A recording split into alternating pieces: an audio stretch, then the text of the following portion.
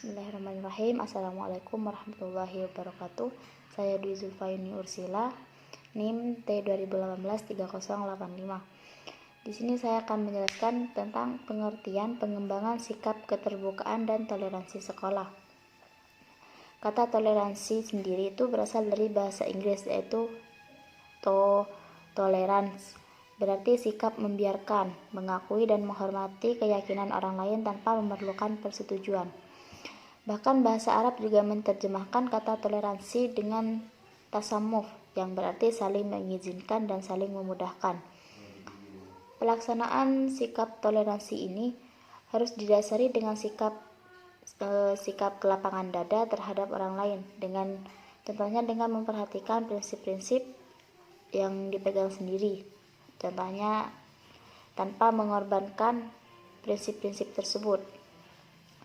Dalam memaknai toleransi ini, terdapat dua penafsiran tentang konsep tersebut. Pertama, penafsiran negatif yang menyatakan bahwa toleransi cukup mensyaratkan adanya sikap membiarkan dan menyakiti orang atau kelompok lain. Yang kedua, penafsiran positif yang artinya menyatakan bahwa toleransi tidak hanya sekedar penafsiran negatif, tetapi harus adanya bantuan dan dukungan terhadap keberadaan orang lain atau kelompok.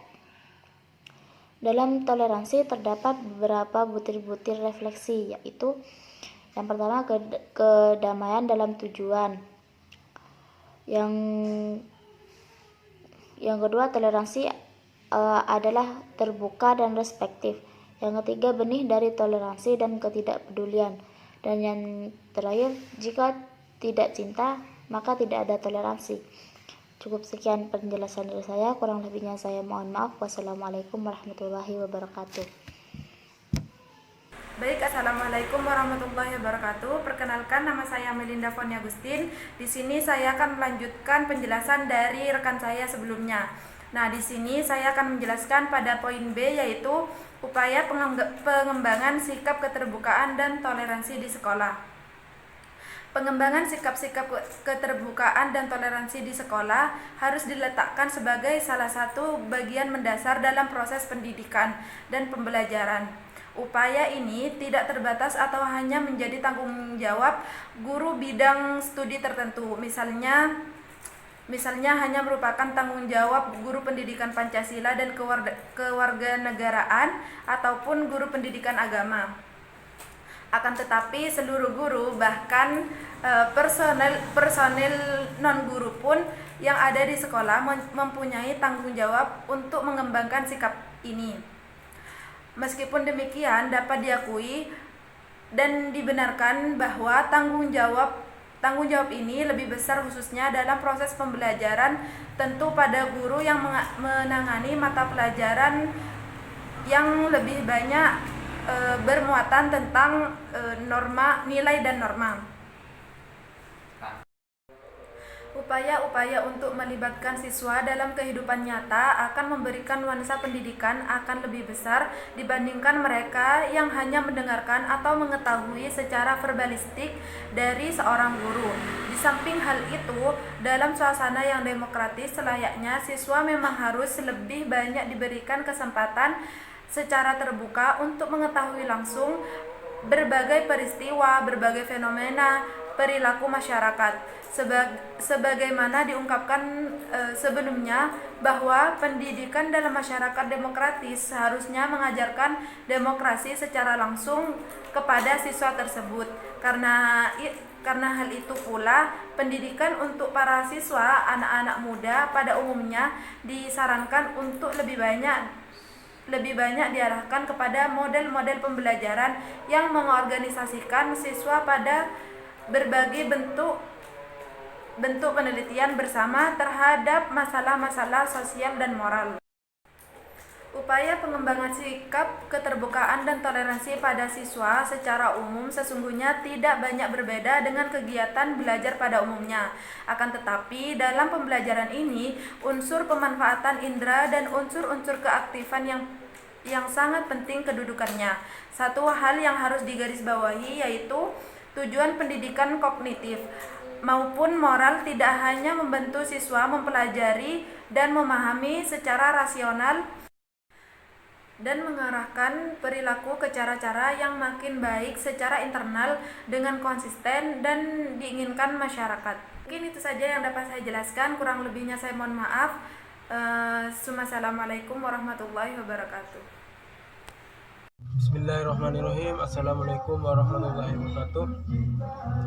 Baik, di sini saya akan menjelaskan terkait tentang faktor-faktor sikap keterbukaan dalam toleransi di sekolah. Sikap merupakan bukan pembawaan, akan tetapi sikap merupakan sebuah interaksi dengan lingkungannya.